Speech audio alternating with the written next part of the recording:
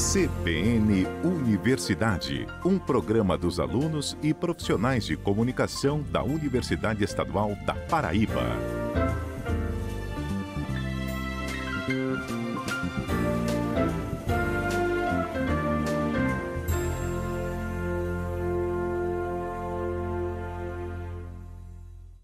Olá pessoal, muito bom dia! Está começando agora o CBN Universidade neste sábado de carnaval, 22 de fevereiro de 2020.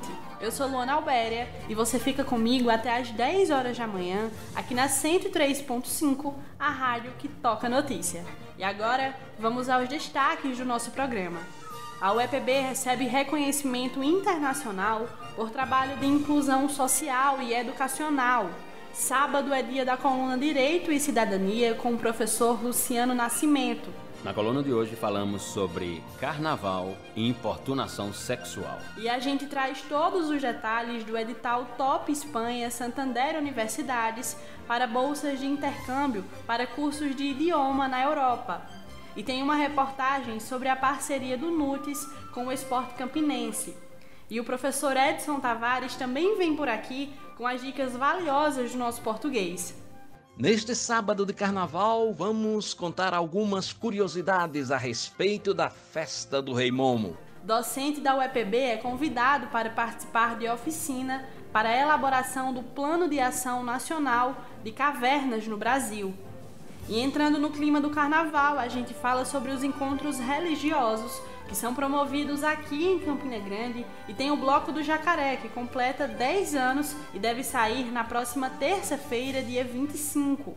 E uma matéria especial fala um pouco da história e da tradição do carnaval aqui na cidade de Campina Grande. Fica com a gente que o CBN Universidade está apenas começando.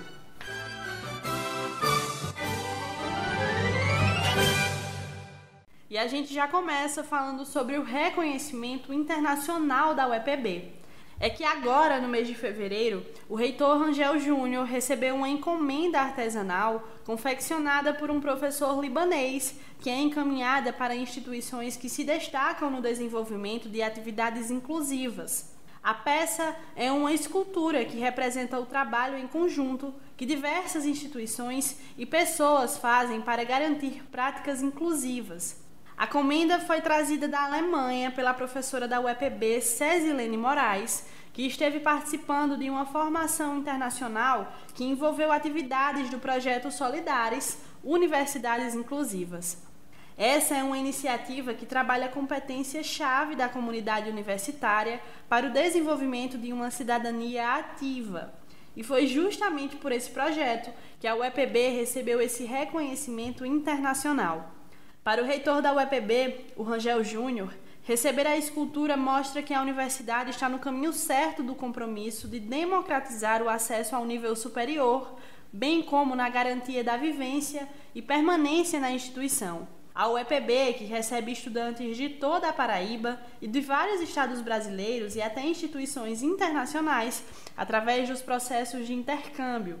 Esse é o segundo ano de carnaval aqui no Brasil em que o assédio sexual é considerado crime. Ações como beijo roubado, toque sem o consentimento configuram a prática e é preciso estar atento. Vamos ouvir agora o comentário do professor Luciano Nascimento. Direito e Cidadania.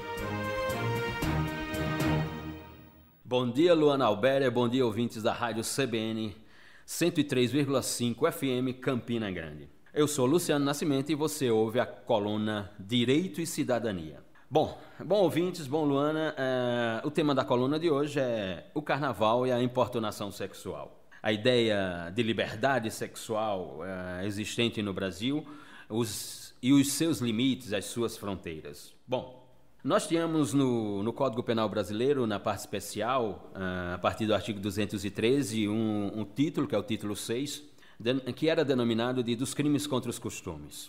Em 2009, em razão que o Brasil assinou a Convenção dos Direitos da Criança e do Adolescente, ou a denominada Convenção ONU Internacional da Criança e do Adolescente, de 1989, Em 2009, o Brasil teve que editar a Lei 12.015, que reformulou, portanto, o título 6 da parte especial do Código Penal e trouxe uma série de figuras que no discurso jurídico chamamos de tipologias penais, ou injustos penais, ou aquilo que é conhecido como crime ou delito. E a Lei 12.015/2009 trouxe, por exemplo, a figura do estupro de vulnerável do artigo 217-A, assim como reformulou uma série de outros dispositivos que lá constavam e constam com uma outra roupagem jurídica, digamos assim. Tivemos revogações de tipos e a introdução de outros tipos. Mas a coluna se refere a uma expressão nova no direito penal brasileiro, denominada de importunação sexual, que vai estar lá nesse título 6 da parte especial do Código Penal, introduzido pela Lei 13.718 de 2018, e que ela aflora agora por um caso ocorrido no programa de TV, denominado de Big Brother Brasil, ou BBB, o caso do ginasta Patrick, em que teria ocorrido ali uma conduta que os discursos se dividem entre assédio sexual e importunação sexual. Como é que esta expressão importunação sexual adentra ao discurso jurídico penal brasileiro? Ora, em São Paulo, se refere ao transporte público construído, efetivado, realizado pela CPTU, Companhia Paulista de Trens Urbanos.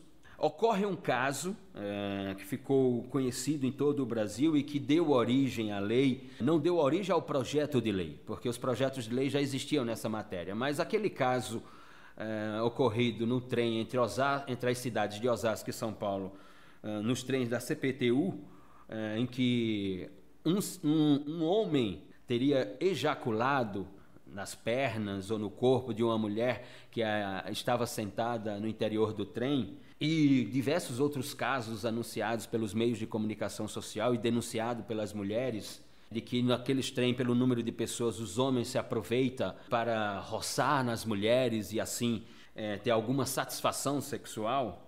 Todos esses eventos ensejaram, portanto, a edição ou a aceleração dos projetos de lei que já estavam na Câmara Federal e, portanto, passaram a dar origem à Lei 13.718 de 2018 com a edição do artigo 215-A do Código Penal Brasileiro, que estabelece uma pena de reclusão de 1 a 5 anos. E o que diz a Lei 13.718? É uma lei que trata sobre o denominado crime de importunação sexual, por um lado. Essa é a primeira tipologia. Uma segunda tipologia é a divulgação de cenas de estupro pela rede mundial de computadores ou qualquer outra forma de publicização. Estabelece a ação penal como uma ação penal pública incondicionada, a natureza jurídica é incondicionada, o Ministério Público é o titular da ação e, portanto, procura construir uma sistematicidade das condutas que podem ser interpretadas como crime ou delito de natureza sexual ou de violação sexual. Mas aí, o artigo 215-A, editado, ou trazido pela Lei 13.718 de 2018, diz o seguinte: praticar contra alguém e sem a sua anuência ato libidinoso com o objetivo de satisfazer a própria lascívia ou a de outrem, aqui está o fechamento do tipo penal. Aqui está a consumação do crime ou delito. Ou seja, você que vai brincar o carnaval, que vai se divertir, procure fazer uma reflexão sobre as fronteiras da abordagem no campo sexual nas festas de carnaval. Lembre-se que se você praticar uma ação contra alguém sem a sua anuência ou sem o seu consentimento e que essa ação se traduza por um ato libidinoso, e nós temos assistido na jurisprudência brasileira os juízes construírem decisões judiciais sobre ato libidinoso que não configura-se mais por apenas uma questão material, ou seja, o toque, o tato não é apenas a única forma de ato libidinoso, mas as decisões judiciais têm surgido na ideia ou à luz da ideia de que ato libidinoso pode ocorrer sem o tato, sem o contato físico, um olhar provocante, um olhar que traduza aquela velocidade de desejo e tudo mais, pode configurar ato libidinoso. Uma linguagem pode configurar ato libidinoso. Portanto, você que vai brincar o carnaval, esteja atento para a ideia de importunação sexual. Ou seja, esteja atento para a ideia de que a sua ação só pode ir até uma determinada fronteira. E essa fronteira, ela não é estabelecida por você, mas por aquele alguém que você deseja abordar nos festejos carnavalescos. Portanto, esteja atento, mais uma vez eu digo, nessa ideia de carnaval versus leis. Porque o carnaval ou os festejos carnavalescos não suspendem o poder normativo da lei. Ou seja, não é que estamos no período carnavalesco que a lei está suspensa. Pelo contrário, a vigência da lei é ininterrupta e as suas ações serão configuradas como crime ou delito à luz do artigo 215-A da parte especial do Código Penal Brasileiro, introduzido pela Lei 13.718 de 2018. Para finalizarmos, portanto, faça uma reflexão sobre a ideia de importunação sexual nos seus festejos carnavalescos. Muito obrigada, professor Luciano. E para quem vai cair na folia, fica o conselho. A dica é respeito com você e com o próximo. E agora a gente faz a nossa primeira pausa aqui no CBN Universidade deste sábado e depois do intervalo tem as dicas de português com o professor Edson Tavares. E ainda a iniciativa do NUTES da UEPB, que desenvolveu uma máscara de proteção para o jogador de basquete da Unifacisa em tempo recorde. Por aqui também tem informação sobre os eventos religiosos do Bloco do Jacaré e uma reportagem bem especial sobre a história do Carnaval de Campina Grande. O CBN Universidade volta já. CBN Universidade, na CBN Campina Grande.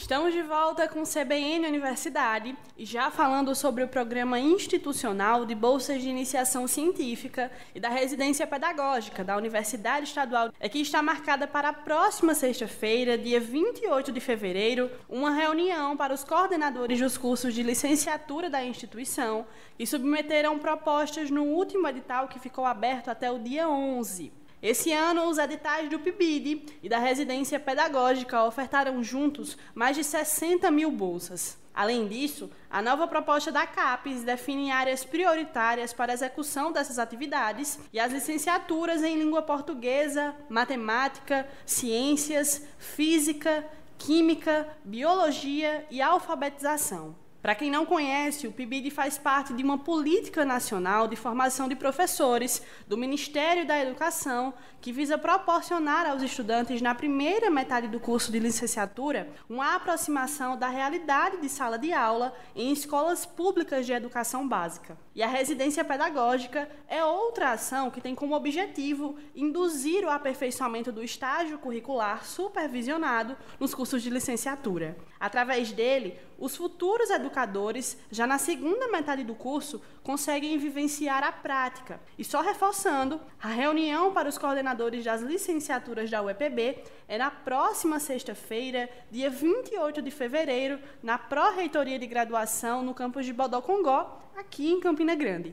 E a gente muda de assunto para falar sobre tecnologia e esporte. É que o NUTES da UEPB desenvolveu uma máscara de proteção 3D para um jogador de basquete da equipe Unifacisa aqui de Campina Grande. O atleta havia se machucado e passou por uma cirurgia, mas existia o receio de uma nova pancada no rosto durante os jogos depois do procedimento. Aí a equipe do Laboratório de Tecnologia 3D do Núcleo de Tecnologias e Estratégia em Saúde projetou e desenvolveu a peça em tempo recorde. Confere os detalhes na reportagem de Rafael Costa. Pepo Vidal é um dos armadores do time do basquete Unifacisa. O atleta se movimenta muito nos jogos e a bola sempre passa pelas mãos do uruguaio. Por causa disso, ele sempre tem muito contato com os jogadores dos outros times. E foi numa dessas disputas que ele fraturou o osso do nariz. Para proteger o jogador, o Laboratório de Tecnologias 3D do Núcleo de Tecnologias Estratégicas em Saúde, o NUTES da UEPB, criou uma máscara. E essa máscara foi desenvolvida pela Unidade 2 do laboratório, que fica no Hospital de Trauma de Campina Grande. O engenheiro do NUTS, Rodolfo Castelo Branco, explicou um pouco sobre o processo de produção dessa peça. Essa etapa de desenvolvimento é primordial, que é onde a gente demora mais no desenvolvimento desse arquivo, que ela é todo feito digital. Como é feito o processo? Primeiramente, é feito a coleta da imagem digital desse paciente, através de tomografias e ressonância magnética. Como o atleta tinha sofrido em outros jogos uma fratura nasal, então foi feita já essa captação de imagem desse paciente. Então, através dessa captação dessa imagem, que foi feita a cirurgia nasal, de correção nasal do atleta, foi pego essa imagem digital, transformada em alguns arquivos de CAD, de desenvolvimento CAD de saúde, que são arquivos de design, de digitalização que a gente diz. A partir desse desenvolvimento e design, a gente dá início à impressão 3D. A grande vantagem é que esse processo de fabricação, a gente consegue desenvolver esse arquivo digital com peças customizadas exclusivamente com as medidas fidedignas do paciente. Então a gente consegue fabricar uma peça, então foi feita a fabricação dessa peça com uma estrutura extremamente leve, e o material a gente bem usado na engenharia, que foi um material ABS. Então é um material que aguenta uma boa relação a impactos, a choques. É exclusivamente que foi desenvolvido isso para o tipo da situação que envolve a característica desse paciente, que é o atleta de alto rendimento. O trabalho de escaneamento facial e a confecção da máscara em impressora 3D teve que ser feito em tempo recorde para que o atleta pudesse atuar no jogo contra o Flamengo. Foi um tempo em 24 horas antes do jogo. Então mostra mais ainda que a metodologia implantada, né, esse tipo de tecnologia, a gente consegue uma maior velocidade, mesmo para peças, que é no caso dessa órtese, para peças customizadas, né? Então a gente consegue ter um tempo de fabricação que seja extremamente rápido, diferente de outros tipos de processos de fabricação, e que eu consiga fazer geometrias complexas. O atleta uruguaio que joga na equipe de Campina Grande aprovou a máscara. A máscara realmente foi sensacional, a visibilidade dela foi muito boa, eu achei muito confortável.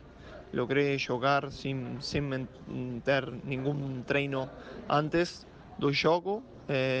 Eu coloquei e comecei a jogar, e realmente foi uma muito boa ideia da Facisa, da fazer a máscara, e eu fiquei muito confortável. A máscara rendeu ainda um apelido para o jogador, que passou a ser chamado de mágico, o mago das quadras, pelo objeto no rosto e pela habilidade com a bola. E ainda protegeu de novas lesões. O atleta permanece usando a proteção durante os jogos do NBB, que é a principal competição da modalidade no país. Logicamente que foi muito confortável, logrei jogar todo o jogo e bom, a proteção foi muito boa porque a bola bateu minha cara e por sorte, graças a Deus, eu tinha a proteção da máscara que não deixou que a bola machucar a minha nariz novamente. A unidade 2 do Laboratório de Tecnologias 3D do NUTS representa um investimento de R$2 milhões.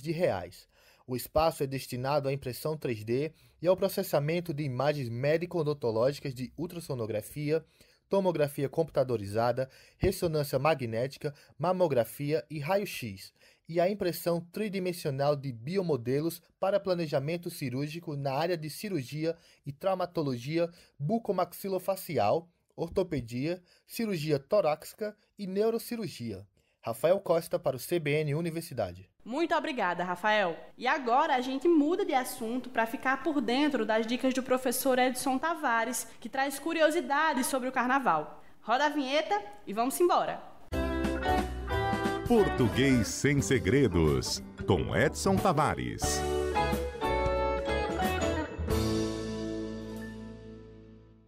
Bom dia, gente! E aí, todo mundo animado para este período de carnaval? Hoje é o chamado Sábado de Zé Pereira. Vamos aproveitar a deixa para falar um pouco sobre algumas curiosidades envolvendo as festas momescas. Aliás, por que momescas? De onde vem essa palavra? No final do quadro eu conto.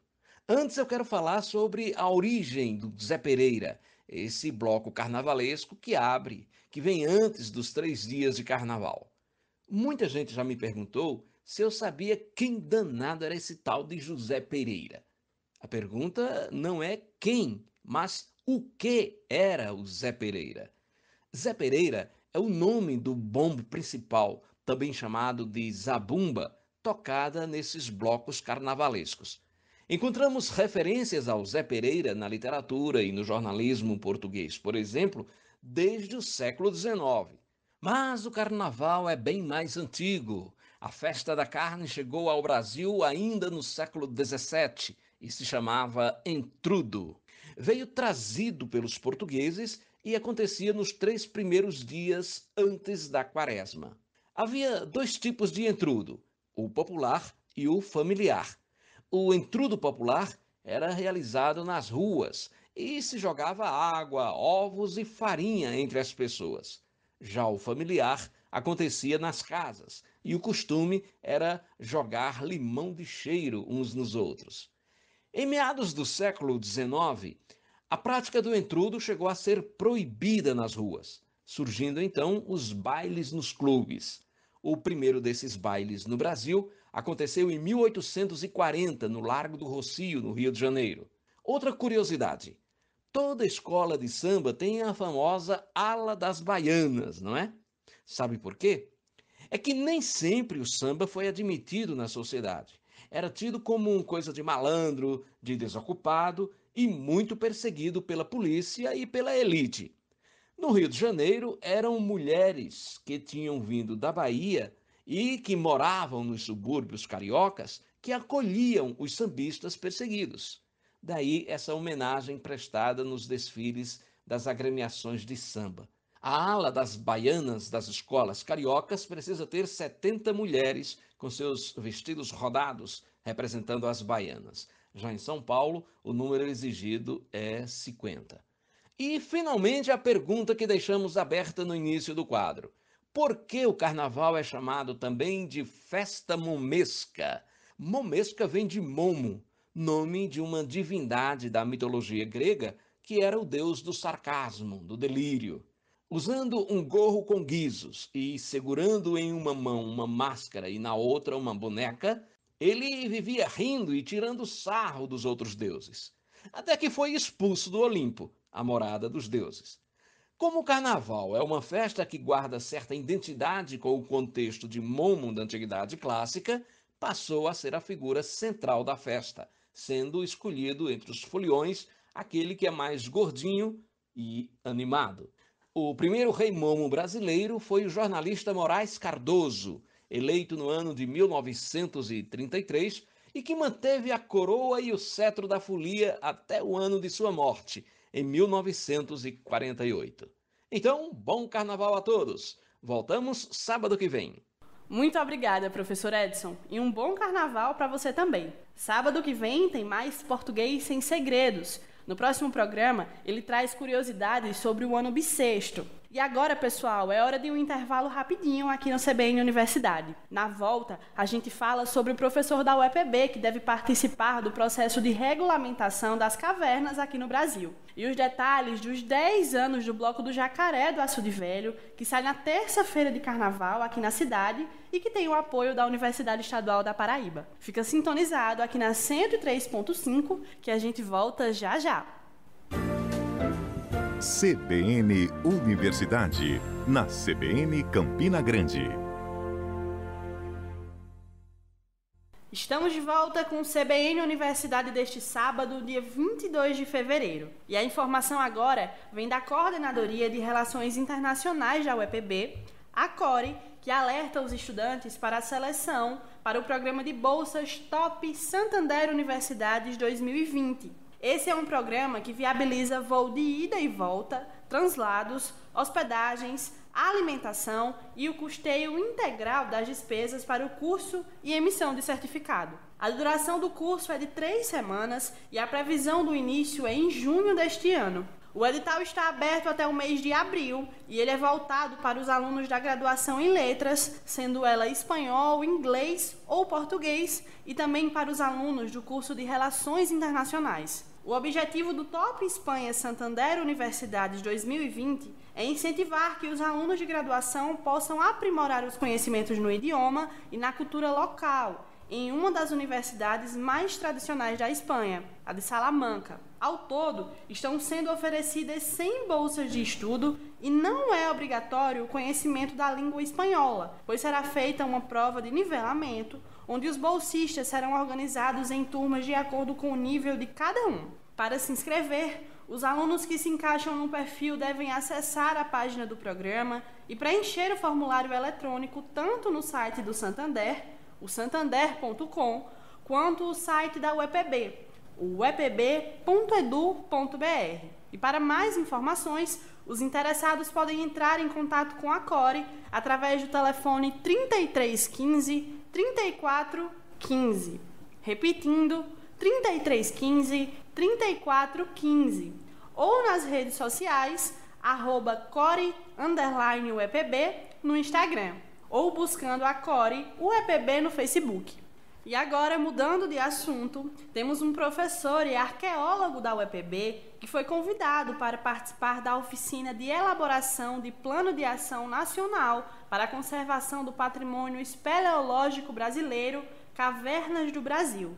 É o professor do campus de João Pessoa, o Juvandir de Souza Santos, que vai representar o nosso estado e a nossa universidade nesse projeto que deve melhorar a regulamentação das cavernas aqui no país. E o Juvandir está entre os 22 pesquisadores convidados para essa missão. Nós conversamos um pouco com ele para entender sobre como deve ser essa oficina e a importância da UEPB estar participando desse processo. Se liga aí. O Ministério do Meio Ambiente, que tem algumas instituições, né, que trabalham questões de preservação ambiental, né, e dos recursos naturais de uma forma geral, tem o Instituto Chico Mendes de Conservação da Biodiversidade e, mais especificamente falando, né, com relação à questão de cavidades naturais, de caverna, tem o Centro Nacional de Pesquisa e Conservação de Caverna. O que ocorre é o seguinte, né, a legislação, especialmente com relação às cavidades naturais, nas cavernas, ela é ainda muito frouxa no Brasil,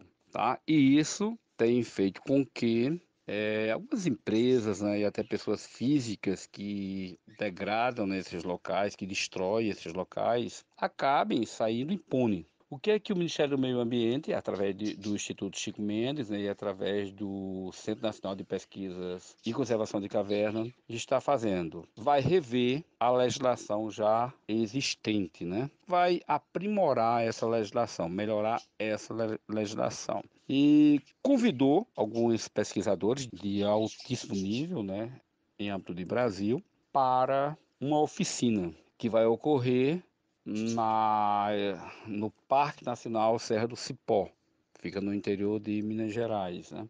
Entre o dia 16, 17 até o dia 21, 22 do mês de março. São 22 pesquisadores que foram convidados para essa oficina, onde vai se discutir a nova legislação brasileira que tem como objetivo preservar os ambientes cavernícolas do Brasil. E desses 22 pesquisadores, eu fui um dos convidados. Então, no Nordeste foram pouquíssimos, acredito que 3 ou 4 no máximo, né, convidados para compor a equipe que vai elaborar essa futura legislação. Então, para o Nordeste, né, para a Paraíba, para a UEPB, isso é importantíssimo, né? Acredito eu que isso é o reconhecimento por parte, né, do SECAV, por parte da Sociedade Brasileira de Espeleologia, das atividades que nós temos desenvolvido aqui na Paraíba nas 2 últimas décadas, né? Atividades essas como mapeamento, né, de cavidades naturais, publicações de artigos científicos, né, publicações de artigos em jornais, de livros, né, voltados ao tema da espeleologia. tá? Então, a partir do dia 16, dia 17 do próximo mês, até o dia 21, 22, nós estaremos representando, especialmente falando ao EPB, né, e, claro, o estado da Paraíba e a região Nordeste nessa atividade, que é o de preparar a nova legislação brasileira que vai cuidar, zelar por esses recursos naturais. Essa oficina vai ser realizada entre os dias 16 e 21 de março em Minas Gerais. E a iniciativa é uma preocupação com a preservação ambiental no país. E o cuidado com o meio ambiente precisa ser feito no dia a dia e desde as pequenas coisas. E agora a gente fala sobre sustentabilidade e o reaproveitamento de resíduos sólidos. O que você costuma fazer com o lixo da sua casa? Será que você faz o descarte correto do material? Pois é, a questão do lixo urbano é um problema mundial. E de acordo com os estudos, a média anual é que cada brasileiro produz 380 quilos de resíduos por ano. A cada dia, mesmo com todo o trabalho de conscientização para o uso consciente, o que a gente percebe é que a produção dos resíduos ainda é grande e, em muitos casos, sem a destinação correta. Aí entra o papel da reciclagem, que está cada dia mais em alta. A Política Nacional de Resíduos Sólidos, através da Lei 12.305 de 2010, estabelece uma afinidade de tipo de lixo para que cada categoria possa ser descartada da maneira correta. E um primeiro passo começa aí na sua casa. Uma ação simples, como fazer a separação do material que é descartado semanalmente e não juntar produto orgânico com material seco, que pode ser reaproveitado, é um exemplo. Nós conversamos com o professor Cláudio Luiz de Araújo Neto, que é doutorando em Engenharia Civil e Ambiental e pesquisa na área de reciclagem e energias. Ele contou pra gente um pouco das ações que desenvolve na própria casa e ainda sobre o potencial energético dos resíduos. Vamos ouvir. São inúmeras as atitudes que você pode adotar em sua residência. Lá na minha residência eu separo os materiais em 3 tipos. Eu tenho uma lixeira específica para o resíduo úmido. Essa lixeira, claro, fica na cozinha da minha residência. Na cozinha também tem outra lixeira que é para os resíduos secos. Eu possuo nos banheiros lixeiras para receber exatamente os rejeitos. Os rejeitos são aqueles materiais que devem ser destinados ao aterro sanitário. Já o material úmido ele pode ter potencial de ser compostado e o resíduo seco ele é destinado à reciclagem. Dessa forma, eu auxilio e colaboro na cadeia da reciclagem e também do gerenciamento adequado dos resíduos sólidos. Uma vez que eu segrego esse material já na fonte, que é o ideal, eu vou colaborar para os catadores, para a prefeitura e para todos que estão envolvidos com a gestão desses resíduos. Os resíduos ele têm um potencial energético imenso. Você pode aproveitar a energia dos resíduos de diversas formas. Uma delas, que é a que eu mais gosto, onde eu trabalho de fato, que é no aterro sanitário. Eu costumo visualizar um aterro como um biodigestor ou até mesmo um organismo vivo, porque ali eu vou depositar os resíduos. Aqueles resíduos eles vão ser transformados em líquidos e gases. Aqueles gases que são gerados, também chamados de biogás, têm um potencial energético imenso, porque cerca de 60% daquele biogás é metano. Então, se aquele metano for queimado, ele pode ser transformado em energia. Esse resíduo ele também tem um potencial na sua queima devido ao poder calorífico dele. Então, quando ele é queimado, ele também pode gerar energia. Então, são inúmeras as formas de realizar um aproveitamento energético dos resíduos. Pois é, nós precisamos ser mais conscientes ambientalmente falando. E agora a gente muda de assunto para falar sobre carnaval aqui em Campina Grande. É que na próxima terça-feira, dia 25 de fevereiro, tem o Bloco do Jacaré desfilando pelas ruas de Campina Grande. São 10 anos dessa iniciativa que tem atraído a cada edição um número maior de foliões. A nossa produção conversou com o idealizador do bloco, o Cândido Freire, que fez um balanço de uma década do Jacaré e as novidades desse ano. Vamos ouvir o que disse o Cândido Freire. Esse tempo foi um tempo realmente de luta, foi um tempo para se consolidar como o maior carnaval da Paraíba. No dia do carnaval foi uma luta árdua, mas as coisas boas que temos é a felicidade do folião e as novidades que estão aparecendo no bloco. Dessas novidades nós temos o espaço PET, o espaço para a melhor idade e o espaço Kids, onde as crianças se divertem e a maior alegria de todos é ver elas se divertindo. Olha, o Jacaré tem uma particularidade que ele só começa a funcionar quando está chegando fevereiro. se o carnaval for não sei, em fevereiro. Mas a motivação do pessoal, juntando as pessoas, a gente consegue fazer tudo isso porque tem muitos colaboradores que amam o Jacaré e gostam de trabalhar no Jacaré sem receber nada. Pois é, pessoal. E o Bloco do Jacaré é a cara de Campina Grande porque ele mistura uma lenda urbana da cidade e a tradição da folia de rua. Você já viu o Jacaré do Açude Velho? Então se liga aí como surgiu o nome do bloco. Primeiramente, o pessoal sempre questiona em Campina a questão do jacaré, se ele existe ou não existe, se ele é mito ou não é mito. Quando eu cheguei a ver ele, foi a primeira coisa que veio na cabeça, um bloco com o nome do jacaré, onde mora no cartão postal de Campina Grande. Daí então surgiu a ideia, junto com o Fred Guimarães, com o Marcos Kerr, botamos o bloco na rua. Teve 30 pessoas no primeiro ano e hoje a expectativa de público vai ser uns 50 mil pessoas. E o jacaré... Vai ter o forró do Jacaré no São João.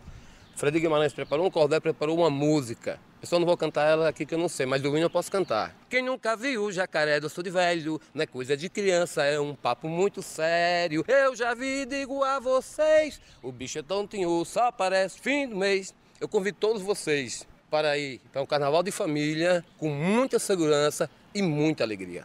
E só reforçando, o Bloco do Jacaré acontece na próxima terça-feira, com concentração em frente à Associação Campinense de Imprensa, que fica às margens do Açude Velho, a partir das 4 horas da tarde. Então coloca a sua fantasia, leva o confete e a serpentina e aproveita para cair na folia de rua, que é de graça aqui em Campina Grande. A equipe do CBN Universidade aproveita para parabenizar pelos 10 anos do Bloco do Jacaré.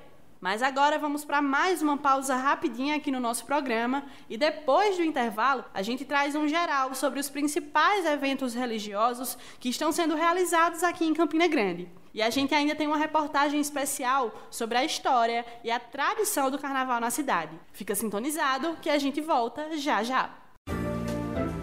CBN Universidade, na CBN Campina Grande. CBN Universidade de volta. E pessoal, o período de carnaval aqui em Campina Grande hoje em dia é marcado principalmente pela realização de vários encontros religiosos. A cidade promove o Carnaval da Paz 2020, que teve início na última quinta-feira, dia 20, e segue até o dia 25 deste mês, com cerca de 8 eventos paralelos, cada um com uma temática, crença, religião, filosofia e reflexão próprio. O que abriu a programação do Carnaval da Paz foi a Consciência Cristã, que é um encontro da comunidade evangélica e que é realizado desde 2003, numa estrutura montada no Parque do Povo. Esta é a 22ª edição do evento e a programação conta com 47 palestrantes locais e até internacionais. No mesmo espaço, a organização contabiliza a realização de 13 eventos paralelos e a realização de 7 minicursos para os participantes. As plenárias serão na parte superior do Parque do Povo, com capacidade para um público de 10 mil pessoas. No espaço da Pirâmide está montada uma feira de livros e artigos evangélicos de diversas editoras do segmento. O Encontro da Consciência Cristã segue até o dia 25 deste mês e a expectativa dos organizadores é que cerca de 100 mil pessoas passem por lá até o final do evento. A programação completa você confere no site da conscienciacristã.org.br. Repetindo, conscienciacristã.org.br. Também foi aberto nesta sexta-feira a 29ª edição do Encontro Ecumênico na Nova Consciência, que está sendo realizado no Sesc Centro. A organização destaca que este não é um encontro ligado a nenhuma religião específica e este ano eles trabalham com o tema meio ambiente. O evento é aberto para a comunidade, é gratuito e na programação tem vários debates e discussões sobre a preocupação do mundo com o meio ambiente.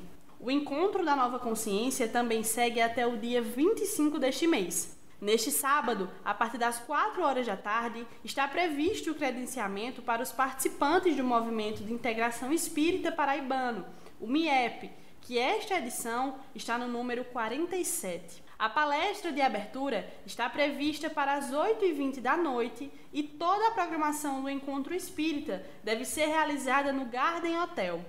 O tema deste ano é Jesus, a essência do Espiritismo. E o evento tem espaço para crianças, jovens e adultos, com atividades pagas mediante a inscrição prévia, e também tem uma programação gratuita com as palestras de abertura e de encerramento, e ainda os momentos que serão promovidos no turno da noite. Tudo o que está previsto para o MIEP 2020 você confere no site amecg.com.br. Repetindo, amecg.com.br. Só lembrando que o evento espírita vai até terça-feira, refletindo sobre o Evangelho de Jesus e a doutrina espírita. A partir deste domingo, dia 23, começa a 23ª edição do Crescer, que é um evento dos católicos. O tema este ano é Família, buscai as coisas do alto. O encontro acontece no Espaço até terça-feira, dia 25, e a expectativa dos organizadores é de um público circulante de 50 mil pessoas. Na programação estão previstas as participações do Frei Gilson, do padre Christian Shankar e do padre Roger Luiz, que participa pela primeira vez do encontro. A novidade do Crescer este ano é a realização das atividades para crianças e jovens através de jogos com ensinamentos bíblicos. E isso é só um pouco da programação dos principais eventos que são realizados aqui em Campina, agora no período do Carnaval. E como eu falei, são vários os encontros. Além desses, ainda tem o acampamento Verbo da Vida, Palavra Revelada e o Encontro Renascer, o evento Eu Sou de Jesus, entre outros. Todos os eventos realizados aqui em Campina Grande pregam a paz e o respeito entre os povos. E o nosso desejo é justamente esse, que tenhamos um carnaval de muita paz e que saibamos respeitar as escolhas e os limites do próximo. E pratiquemos muito amor. E falando em carnaval e folia, você sabe que a nossa cidade já teve o período carnavalesco bem agitado? Com festa nas ruas, nos clubes, carnaval de mela-mela, com as tradicionais marchinhas. Pois é, o repórter Ricardo Júnior fez uma reportagem especial contando um pouco da história e a tradição popular da festa aqui na cidade de Campina Grande. Vamos ouvir. Fantasias, estandartes e serpentinas. Quem brincou o carnaval entre as décadas de 60 e 70 em Campina Grande relembra as tradições daquela época com um misto de saudosismo e orgulho. Milhares de foliões lotavam os clubes e as principais ruas do centro, como a Maciel Pinheiro e a Floriano Peixoto. Acompanhados de uma orquestra, cantavam e dançavam o frevo e as marchinhas de carnaval, cujas letras abordavam temas do cotidiano do povo brasileiro com irreverência e bom humor. E as memórias da festa continuam vivas na mente do contador Emanuel Souza. Lá no seu comecinho, em seus primórdios, houve grandes comemorações de rua, passou pelas comemorações de clubes, as ruas centrais da cidade se vestiam no colorido dos blocos, das alaúças, dos bois de carnaval. Os nossos ouvidos passavam 3 dias ouvindo cadência de sons, ouvindo as batucadas, ouvindo as escolas de samba, ouvindo os bois, e sem falar nos carros antigos que desfilavam pelas ruas todos descaracterizados, Esses eram os cursos. Sem falar no mela-mela, que era uma brincadeira sadia, uma brincadeira que envolvia muito mais a criançada. Depois veio o carnaval molhado com as lanças. Tem muito mais, O som, as cores, a alegria, a espontaneidade. Isso sim, a espontaneidade. Isso tudo era o Carnaval de Campina Grande. Emanuel e Adriano Araújo criaram em 2009 o blog Retalhos Históricos de Campina Grande, onde publicam artigos, matérias jornalísticas, imagens, áudios e vídeos sobre os mais variados assuntos relacionados à história da cidade. Para acessar a plataforma, basta entrar no endereço cgretalhos.blogspot.com. Foi com a contribuição de entusiastas e outros colaboradores que os idealizadores do blog reuniram um valioso acervo sobre a festa carnavalesca de Campina Grande, como revela Emanuel. O carnaval está retratado no blog de forma multimídia, não só lá no Instagram, não só no Facebook, mas lá na principal plataforma, que é o Blogspot. Ao longo dos últimos 10 anos, a gente contou com pesquisa e, acima de tudo, com a colaboração das pessoas sensíveis ao tema. E, além de sensíveis ao tema, entusiastas do nosso trabalho. Essas pessoas nos enviaram os registros, nos enviaram fotos, vídeos de carnavais passados de Campina Grande.